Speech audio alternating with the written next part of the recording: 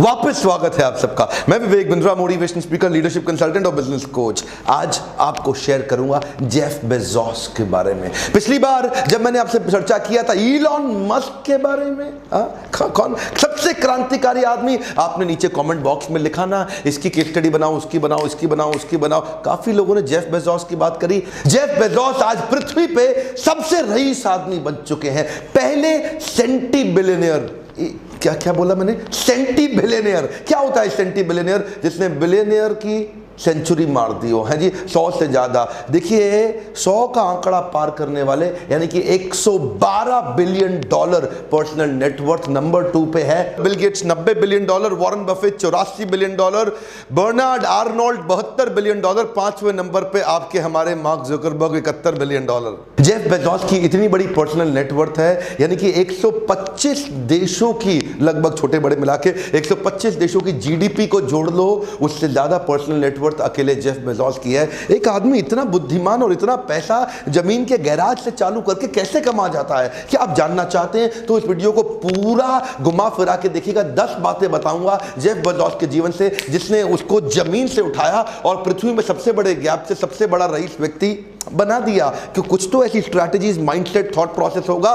पूरा वीडियो देखिए। Actually Jeff Bezos timely अच्छे प्रोडक्ट बिल्ड करते चले गए, नई नई कंपनी खरीदते चले गए, कुछ कंपनीज में अपना पर्सनल पैसा इन्वेस्ट करते चले गए, जिससे उनकी नेटवर्थ भी बढ़ती चली गई। कुछ कंपनी जिन्होंने उसमें पैसा इन्वेस्ट किया उनमें से कौन सी है? गूगल, और है Uber, Business Insider, Twitter, Workday, Grail और लुकआउट। और अमेजॉन ने इन्वेस्टमेंट किया homegrocer.com, बैंक बाजार, easybar.com, wine.com। कुछ वो कंपनी जो अमेजॉन ने खरीद ली वो है Whole Food, Twitch, Audible, Zappos, IMDb, Washington Post, ये अखबार है सबसे पॉपुलर यूएस का, और गुडरीड्स। ऐसा सब करते हुए अमेजॉन का जो मार्केट कैपिटलाइजेशन यानी कि मार्केट वैल्यूएशन वो सबसे बड़ी कंपनीज में हो गया पृथ्वी में, यानी कि दूसरी सबसे बड़ी मार्केट वैल्यूएशन साइज से कंपनी बन गई है, वर्ल्ड नंबर 2, 763 बिलियन डॉलर। और कैपिटलाइजेशन के लिहाज से, वैल्यूएशन के लिहाज से नंबर 1 कंपनी पृथ्वी पे एप्पल है, 910 बिलियन डॉलर। देखिए इनोवेशन का बहुत बड़ा रोल है, यही कारण है कि ये एप्पल, गूगल, अमेजॉन पूरी दुनिया पे छा गए हैं। इसकी जीवनी शुरू करने से पहले क्या क्या सर्विसेज तक आज ये कंपनी पहुंच गई है, थोड़ा शायद आप उसके बारे में भी जानना चाहें। Retail goods, Amazon Prime, consumer electronics, digital content जो कि अमेजॉन गेम्स हैं, Amazon video, music, Amazon Go, Amazon Kindle, Amazon Web Services, Amazon wireless. इतनी ग्रोथ देखने वाले जेफ बेजोस, इनका जन्म हुआ था जनवरी के महीने में 1964 में, और जब इनका जन्म हुआ तब इनकी माँ की उम्र केवल 17 साल थी। उस समय वो स्कूल में पढ़ती थी।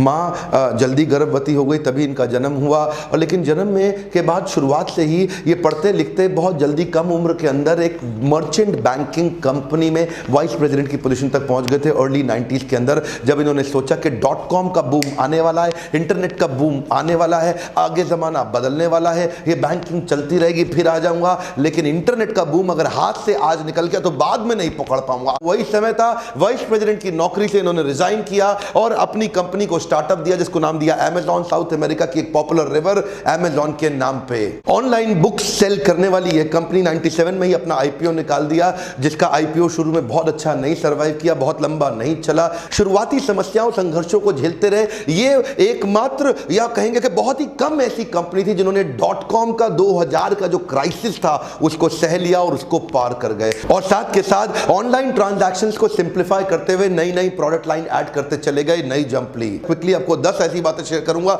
जिसने जेफ बेजोस को दुनिया से अलग बनाया। पहला पॉइंट क्या है? Customer is the king and I am the servant. One more time, come on. क्या कहते हैं? कस्टमर राजा है और मैं उसकी प्रजा हूं, और मैं उसका सेवक प्रजा हूं। और ये कस्टमर को राजा जैसा व्यवहार करके दिखाते हैं। कहते हैं राजा के साथ कैसा व्यवहार किया जाता है, जरा ऐसा ही सोचो। 2 चीजों का ध्यान रखो, कस्टमर को क्या बहुत पसंद है और कस्टमर को क्या बहुत नापसंद है। ये दोनों चीजों पर बराबर ध्यान देते हैं। क्या, एक बार और सुनिए, कस्टमर को क्या बहुत पसंद है और कस्टमर को क्या बहुत नापसंद है। बहुत पसंद पे तो कई लोग ध्यान देते हैं, बहुत नापसंद को कई बार मिस कर जाते हैं। इसे 3 बातें देखी कि ये 3 चीजें कस्टमर हेट करते हैं। वो 3 चीजें क्या है? डिले, डिफेक्ट और आउट ऑफ स्टॉक। क्या बोले कस्टमर को लेट माल पहुंचे उसको जमता नहीं है, खराब माल पहुंचे उसको जमता नहीं है, और आउट ऑफ स्टॉक हो गया, माल है ही नहीं, उसको जमता नहीं है। कस्टमर का अटेंशन स्पैन कम है। 0.1% अगर डिले किया वेबसाइट का लोड होना तो 1% कस्टमर हाथ से निकल जाएगा। एक बार और पकड़िए, सुनिए क्या कर रहे हैं। अगर वेबसाइट 0.1% डिले हुआ तो 1% कस्टमर हाथ से निकल जाएगा। अगर वेबसाइट लोड होने में 1% डिले किया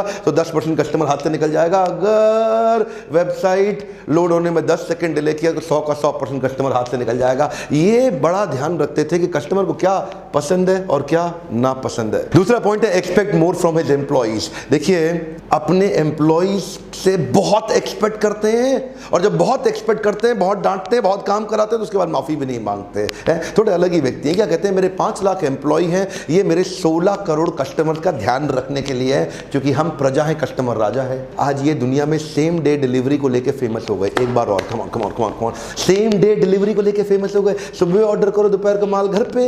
अरे बाजू वाला राशन वाला भी नहीं दे पाता जो अमेरिका की अमेजॉन कंपनी ने दे दिया है। बाजू में राजू स्टोर पे फोन करो, राजू भैया माल भेजना, वो बोलते हैं लड़का नहीं है, कल भेज दूं क्या।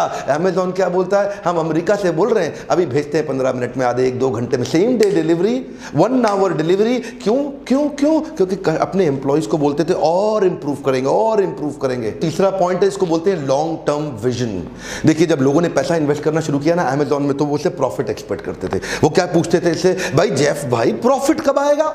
इन्वेस्टर का पूछते थे जेफ प्रॉफिट कब आएगा अमेजॉन में। तो जेफ क्या कहते थे, सुनो सुनो मेरी बात को ध्यान से सुनो, मेरा विजन 3 महीने का नहीं, जल्दी का प्रॉफिट नहीं, मुझे लॉन्ग टर्म विजन को पकड़ के रखना है। ये लॉन्ग टर्म विजन के हिसाब से 3 साल के प्लान के हिसाब से अगले 3 महीनों को डिजाइन करते हैं। ये छोटे मोटे हर महीने के प्रॉफिट के चक्कर, पूरी पृथ्वी को बदलना है। ये विजन में बोलते हैं our vision is to use this platform to build earth most customer centric company, a place where customer can come to find and discover anything and everything they might want to buy online.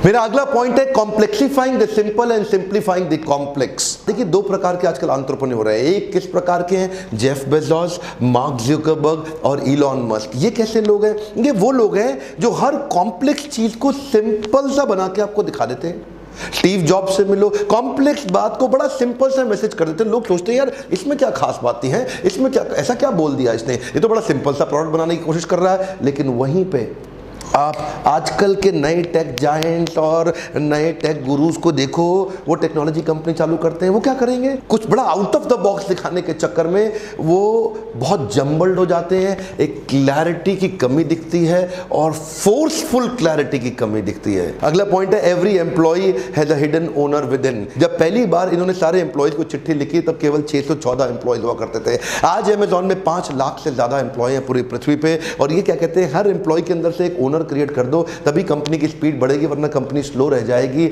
नौकर नहीं चाहिए, नौकरी तो नौकर लोग करते हैं, इनको ओनर्स चाहिए कंपनी में। Next point, take quick decisions with 70% information. Bezos क्या कहते हैं, जेफ बेजोस कहते हैं कि 90%, 95%, 100% एक्यूरेट इंफॉर्मेशन का वेट मत करो। 70% इंफॉर्मेशन मिला, कुछ चालू करो, छोटे छोटे टेस्ट करके देखो, मार्केट के सिग्नल्स को देखो, मार्केट फीडबैक देगा, हर फीडबैक को फीड फॉरवर्ड में बनाओ, लेकिन चालू जल्दी करो, देर मत लगाओ, स्टार्ट फास्ट। उससे क्या होगा, देखिए अमेजॉन प्राइम जो उन्होंने सर्विस चालू किया ना, जब उन्होंने इसके बारे में सोचा था, सोचने के 111वें दिन के अंदर लॉन्च करके पूरी दुनिया में एस्टैब्लिश कर डाला। शुरू में कई तकलीफें आई होंगी, नो प्रॉब्लम। इसका मतलब क्या, देखिए पहली बार में कोई प्रोडक्ट सफल होता ही नहीं। एक लेसन दे दूं आपको, पहला प्रोडक्ट फाइनल प्रोडक्ट कभी नहीं होता। मैं दोबारा बोलता हूं, हाँ, अगर मिस कर गए तो आपका your first product is never the final product. उसमें इंप्रूवमेंट साइकिल्स बिल्ड करते रहेंगे। तो क्या कहते हैं, जल्दी जल्दी शुरू करो। अगर शुरू करने में देर लगाया तो कंपटीशन आपको खा जाएगा, खत्म कर दीजिएगा। अगला point, value imitation versus value innovation.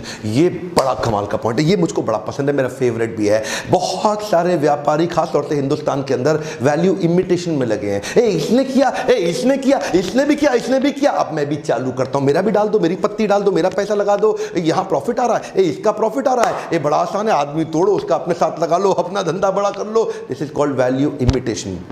लेकिन जेफ बेजोस फोकस करते हैं वैल्यू इनोवेशन में। इनोवेशन क्या है, देखिए जब, क्योंकि कस्टमर राजा है, हम प्रजा हैं, तो राजा को खुश करने के लिए मैं क्या करूं। देखिए यहां पे ध्यान दीजिए, वैल्यू इनोवेशन में जनता ने नहीं बताया कि मेरे को अमेजॉन प्राइम चाहिए, लेकिन उन्होंने फिर भी बनाया। इसका मतलब क्या है, इनोवेट करके ये फास्ट मूवर बन गए। कम ऑन, क्या बन गए, फास्ट मूवर। अमेजॉन प्राइम इनकी सफलता के सबसे बड़े कारणों में एक कारण निकला। अमेजॉन प्राइम से इनके रिकरिंग रेवेन्यू बिल्ड हो गया, कस्टमर इनके साथ लॉयल हो गया, 1 साल का पैसा देके इनके साथ रुक गया, टिक गया, अब कस्टमर को बढ़िया सर्विस देते हैं, जैसे कि free 1 day shipping, free same day delivery in some of the places, exclusive deals for members, early access to deals, video streaming और बहुत सारे सॉन्ग। अगला point, don't let the process kill the progress. कई company में इतने process बन जाते हैं, इतने प्रोसेस बन जाते हैं, इतने प्रोसेस बन जाते हैं कि प्रोग्रेस खत्म हो जाती है, कुछ नई चेंजेस नहीं आ पाते। लेकिन जेफ बेजोस क्या कहते हैं, नए आइडिया, नए टेस्ट, नए इनोवेशन, नए मेथड्स, ऑल्टरनेट मेथड्स, लेट्स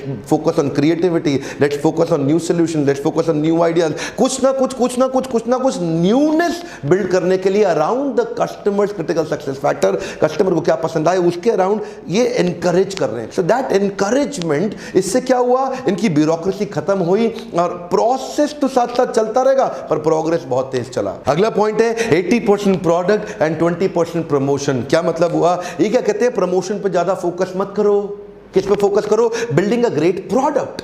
अगर प्रोडक्ट का एक्सपीरियंस अच्छा रहा, कस्टमर वापस आएगा, 4 को और लेकर आएगा। लेकिन अगर प्रमोशन करते रह गए, कस्टमर उस प्रमोशन के कारण एक बार तो आ जाएगा, अगर एक्सपीरियंस अच्छा नहीं हुआ, ना वापस आएगा ना किसी और को आने देगा। अच्छा प्रमोशन और खराब प्रोडक्ट, ये दोनों का कॉम्बिनेशन लंबा टिक ही नहीं सकता।